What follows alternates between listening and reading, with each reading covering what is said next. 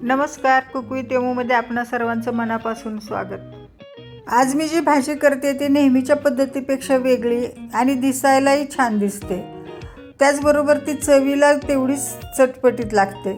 करायला म्हणाल तर अगदी कमी वेळात आणि मोजक्या साहित्यात तयार होणारी ही मुळ्याची भाजी।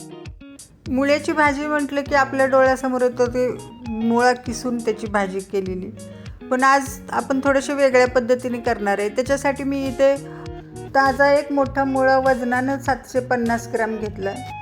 तो स्वच्छ धुवून साल काढून त्याचे काप करून घेणार। मी मुळा स्वच्छ धुवून साल काढून त्याचे काप करून घेतलेत। मी या पद्धतीने काप केलेत। याची जाडी अंदाजे अर्धा ते पाव इंच ठेवली। माझा मुळा आकारानं मोठा असल्यामुळे मी एका चकतीचे 4 भाग केलेत, पण मुळा आकारानं लहान असला तर त्याच्या गोल गोल चकत्या करू शकतो किंवा लांब 1.5 इंचाचे उभे तुकडे करू शकतो। आता भाजी करायला घ्यायची। मीडियम गॅसवर कढई तापायला ठेवली, त्यामध्ये 2 टेबलस्पून तेल घातले। या भाजीला तेल थोडं जास्त घातलं की भाजी चमचमीत छान लागते।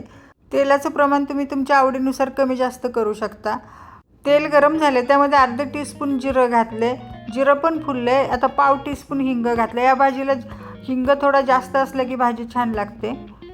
हिंग फुललाय, त्यामध्ये लगेच मुळ्याचे काप घालायचे आणि ते फोडणीत मिसळून घ्यायचे। मुळ्याचे काप वाफ येईपर्यंत परतत राहायचं। ही वाफ आली, आता त्यात चवीनुसार मीठ घालायचं, ते मिसळून घ्यायचं।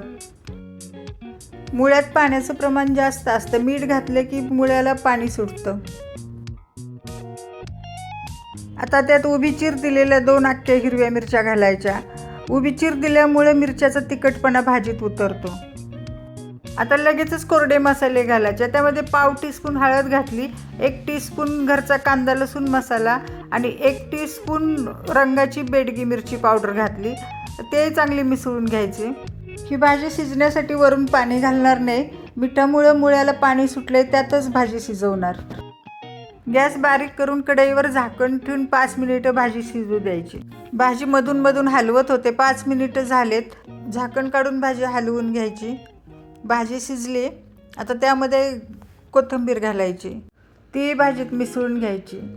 हिरवी मिरची, हिंग आणि घरचा मसाला यामुळं भाजी मस्त चमचमीत झणझणीत चवीची झाली। ही तयार भाजी सर्व करू। ही चटपटीत मुळ्याची भाजी भाकरीबरोबर चपातीबरोबर खाऊ शकतो, तसेच भाताबरोबर तोंडी लावणं म्हणून पण छान लागते। भाजी सुकी असल्याने टिफिनमध्ये पण देऊ शकतो। बरेच जणांना मुळ्याची भाजी खायला आवडत नाही, विशेष करून लहान मुलांना। त्यांना या पद्धतीनं भाजी करून भाजीचं नाव न सांगता ताटात अथवा डब्यात देऊन बघा, नक्की खातील। व्हिडिओ आवडला तर लाईक शेअर करा। परत भेटू नवीन रेसिपी बरोबर, तोपर्यंत धन्यवाद। चॅनलला सबस्क्राईब करा आणि घंटी वाजवायला विसरू नका।